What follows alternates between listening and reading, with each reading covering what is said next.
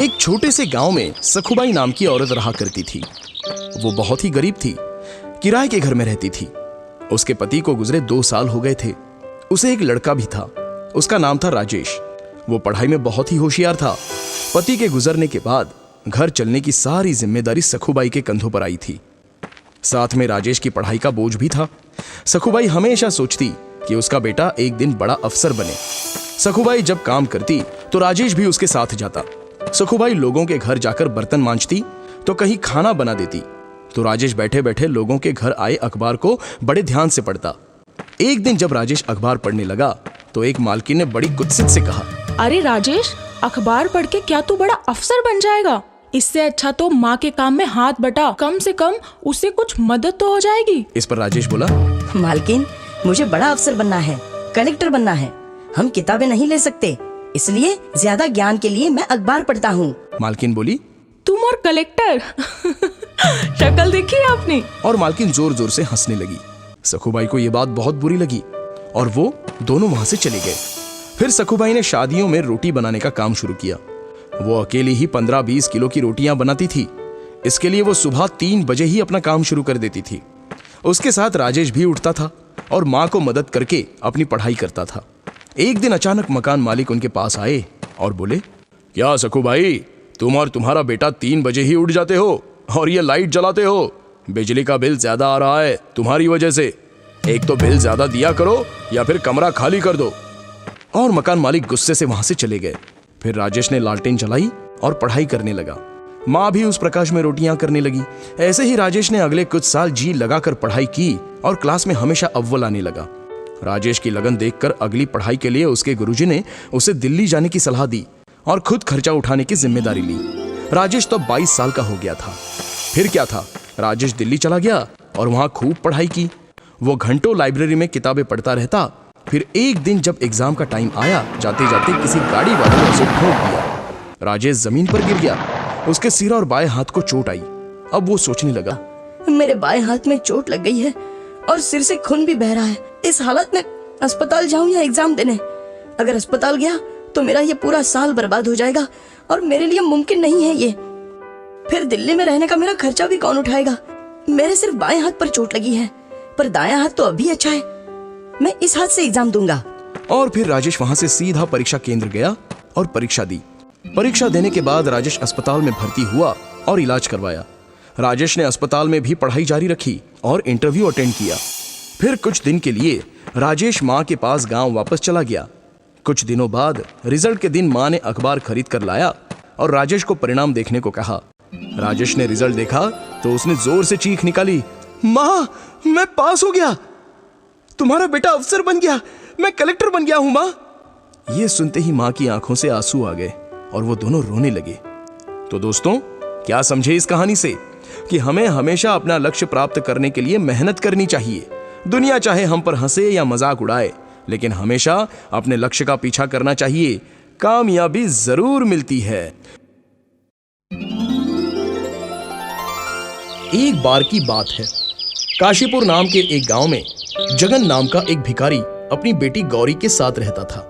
गौरी की मां का गांव में फैली महामारी के कारण देहांत हो गया था और जगन को ठीक से दिखाई नहीं देता। इसी वजह से उसे कहीं काम नहीं मिलता और मजबूरन उसे पेट पालने के लिए अपनी बेटी गौरी के साथ भीख मांगना पड़ता। लेकिन गौरी को भीख मांगना पसंद नहीं था। वो पढ़ना लिखना चाहती थी। जब भी गौरी पिता के संग गांव के सेठानी के घर भीख मांगने पहुंचती तो वहां उनके बेटे राजू को पढ़ते लिखते देख उसे खुद के लिए बहुत बुरा लगता और ये देख सेठानी ताने देते हुए कहती, हरिया, देख दरवाजे पे फिर से वही भिखारी होगा। कुछ भीख देकर उसे भगा जल्दी से। गांव में एक भी अस्पताल नहीं है और अगर इन मनहूसों की महामारी मेरे बेटे राजू को लग गई तो मैं क्या करूंगी? ये सुन दोनों दुखी होकर वहां से चले गए। तब गौरी ने कहा, पिताजी, सारा गांव हमसे दूर क्यों भागता है? क्या हम बुरे लोग हैं? तो पिताजी ने कहा, अरे नहीं बेटा, बुराई तो हमारी गरीबी और इनकी सोच में है। पिताजी, एक दिन मैं डॉक्टर बनकर आपकी आंखों का इलाज करूंगी। मैं इस गांव में एक अस्पताल भी खोलूंगी। बेटी, हमारे लिए तो 2 वक्त की रोटी जुटाना ही बड़ा कठिन है। ये सब तो बड़े लोगों के सपने हैं। काश मैं तुम्हारे लिए कुछ कर पाता। तभी एक औरत ने गौरी को पास बुलाया और कहा, अरे ओ गौरी, अगर तुम हमारा टॉयलेट साफ कर दोगी तो मैं तुम्हें कुछ रुपए भीख दूंगी। गौरी ने उनकी बात मानी और उनका टॉयलेट साफ कर दिया। लेकिन गौरी को ये बात बहुत ही बुरी लगी। तभी गौरी ने यह फैसला कर लिया कि वो डॉक्टर बनेगी। गौरी ने अपने पिता को मंदिर के बाहर रहीम चाचा के पास बिठा दिया और वो खुद कई दिनों तक खिलौने गांव में बेचकर पैसे कमाने लगी। और फिर एक दिन गांव के शिक्षिका रेनू दीदी से मिलकर वो गांव के सरकारी स्कूल में पढ़ने जाने लगी। अब गौरी रोज स्कूल से आने के बाद खिलौने बेचती और पैसे कमाती और अपने पिता की देखभाल करती। गौरी रात रात भर जग कर पढ़ाई किया करती और हमेशा अच्छे अंकों से पास होती। गौरी की हिम्मत और सफलता देख सेठानी और अन्य गांव के लोग सभी हैरान थे और वो जगन और गौरी से जलने भी लगे थे। पता नहीं ये भिखारन पढ़ लिख कर कौन सा डॉक्टर कलेक्टर बन जाएगी, मैं अभी देखती हूँ। गौरी हर साल अच्छे अंकों से पास होती और शिक्षिका रेनू भी गौरी की पढ़ाई में खूब मदद करती। धीरे धीरे समय गुजरता गया और गौरी बड़ी होती गई। उसने अपनी मेहनत और लगन से अपनी स्कूल की पढ़ाई पूरी की और आगे डॉक्टर की पढ़ाई पढ़ने के लिए कॉलेज में दाखिले के लिए इम्तिहान दिया और इम्तिहान में टॉप भी किया। ये खबर सुनकर गौरी के पिता और शिक्षिका रेनू दोनों बहुत खुश हुए। पिताजी, डॉक्टरी के पढ़ाई के लिए मुझे स्कॉलरशिप भी मिला है। लेकिन अब गौरी को अपने पिता को छोड़कर डॉक्टर की पढ़ाई के लिए शहर जाना था। वो उदास हो गई। तब रेनू ने कहा, गौरी, तू फिक्र मत कर, यहाँ सब मैं संभाल लूंगी। तू बस शहर जा और जल्दी ही डॉक्टर बनकर आना। गौरी पढ़ाई के लिए शहर चली गई। गुजरते समय के साथ वो अपने सपने की तरफ तेजी से कामयाबी के साथ बढ़ रही थी। कई दिनों तक उसकी कोई खोज खबर नहीं आई। कुछ साल बाद गांव में दोबारा महामारी की बीमारी तेजी से फैल गई और रेनू के पिता सहित सेठानी और उसका बेटा राजू सभी बहुत बीमार हो गए और नगर के एक छोटे से सरकारी अस्पताल में पड़े रहे। पर कई दिनों से कोई डॉक्टर नहीं आया। सब बहुत दुखी और उदास भगवान से जिंदगी की प्रार्थना करने लगे। तभी एक नर्स ने सभी को खबर दी, अब तुम लोगों को चिंता करने की जरूरत नहीं। आज सरकार की तरफ से शहर की सबसे बड़ी डॉक्टर साहिबा आपका इलाज करने आने वाली हैं। ये खबर सुन गांव वाले बहुत खुश हो गए। तभी हॉस्पिटल के सामने एक कार आकर रुकी और उसमें से एक डॉक्टर उतरी। नगर सरपंच ने उन्हें माला पहनाकर उनका स्वागत किया। जब वो अस्पताल के अंदर आई तो उसे देख सभी हैरान रह गए, क्योंकि वो डॉक्टर कोई और नहीं बल्कि वही भिखारन लड़की गौरी थी। गौरी ने अपने पिता के पैर छूकर उनका आशीर्वाद लिया और फिर उसने सभी गांव वालों का इलाज करना शुरू किया। गौरी के इलाज से ही कुछ दिनों में सभी ठीक हो गए। गौरी ने अपने पिता की आंखों का ऑपरेशन करवाकर उनकी रोशनी भी वापस लाई। गौरी की मेहनत, लगन और सफलता की वजह से एक बार फिर सारा गांव महामारी से पूरी तरह मुक्त हो गया और सेठानी सहित बाकी गांव वालों को अपनी गलती का एहसास हो गया। वो सभी गौरी को फूल मालाओं का हार पहनाकर उसके नाम का जय जयकार करने लगे और ये देख गौरी के पिता का सीना गर्व से चौड़ा हो गया। तो बच्चों, इस कहानी से हमें ये सीख मिलती है कि अगर गौरी की तरह मेहनत, लगन और दृढ़ निश्चय से किसी काम को किया जाए तो उसमें हमें कामयाबी जरूर मिलती है। एक गांव में विमला नाम की एक गरीब औरत अपने बेटे रोशन और बहू गौरी के साथ रहती थी। विमला के पति का देहांत हो गया था, जिससे सारी जिम्मेदारी उसके बेटे रोशन पर आ गई थी। लेकिन गांव में रोशन को कोई काम न मिलने के कारण गरीबी और बेरोजगारी से उसकी मुसीबतें बढ़ती चली गईं। विमला की बहू गौरी बहुत ही स्वार्थी और लालची स्वभाव की थी। एक दिन उसने अपने पति से कहा, अजी सुनिए, अब यहाँ कुछ नहीं रखा है, हमें शहर चले जाना चाहिए, तभी हमारे हालात सुधर पाएंगे, वरना हमें भूखा ही मरना पड़ेगा। तब रोशन बोला, पर माँ तो यहाँ अकेली कैसे? तो गौरी बोली, ओहो, आप माँ की चिंता मत कीजिए, जब आपको नौकरी मिल जाएगी तब हम माँ को पैसे भेज दिया करेंगे।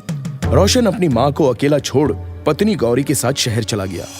कई महीने बीत जाने के बाद भी उसकी कोई खबर नहीं आई।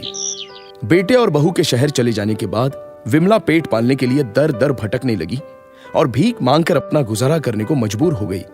वो हमेशा अपने बेटे का लौट कर आने का इंतजार करती, पर उनकी न तो कोई खबर आई और न ही उनकी तरफ से कोई पैसा। विमला मंदिरों और रेलवे स्टेशन में भीख मांगने लगी, पर उसे ज्यादा पैसे नहीं मिलते। और कई दिन उसे भूखा ही सोना पड़ता।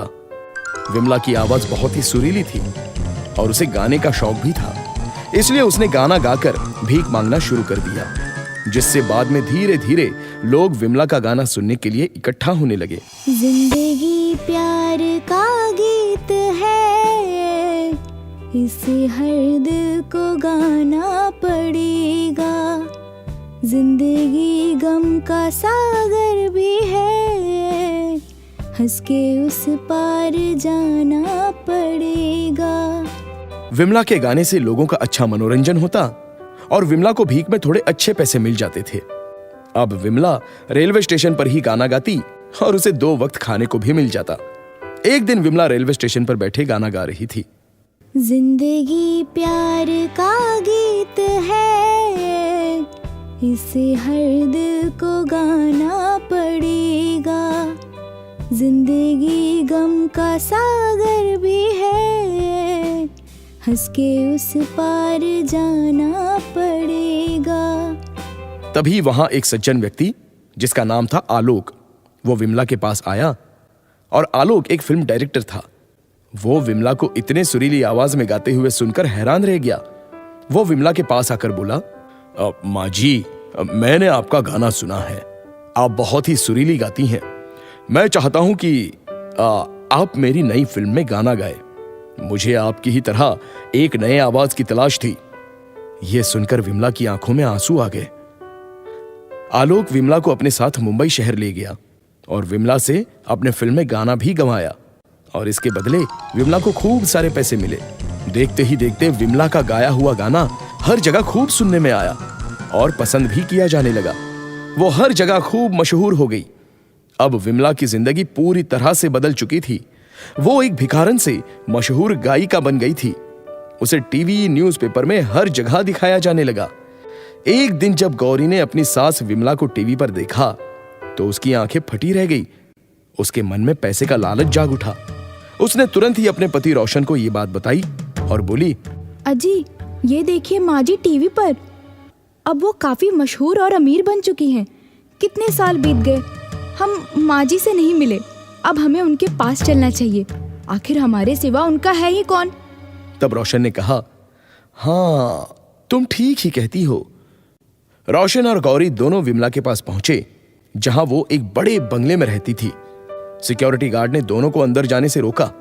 तब विमला ने अपने बेटे की आवाज सुनी और वो फौरन बाहर आई और अपने बेटे को देख विमला की आंखों में आंसू छलक पड़े। उसने फौरन अपने बेटे को गले से लगा लिया और रोती हुई बोली, मेरा बेटा, आज याद आई तुझे अपनी माँ की? मैंने तुझे कितना तलाश किया। अपनी मां की ऐसी ममता और प्रेम को देखकर रोशन और गौरी दोनों को अपनी गलती का पछतावा हुआ और दोनों ने माफी मांगी। और मां के लिए अपने बच्चों की खुशी से बढ़कर और कुछ भी नहीं होता है। इसलिए विमला ने दोनों को माफ कर उन्हें गले से लगा लिया। तो बच्चों, मां की खुशी से बढ़कर दुनिया में और कुछ भी नहीं। इसलिए हमें अपने स्वार्थ को त्याग कर अपने माँ बाप को कभी अकेला और बेसहारा नहीं छोड़ना चाहिए।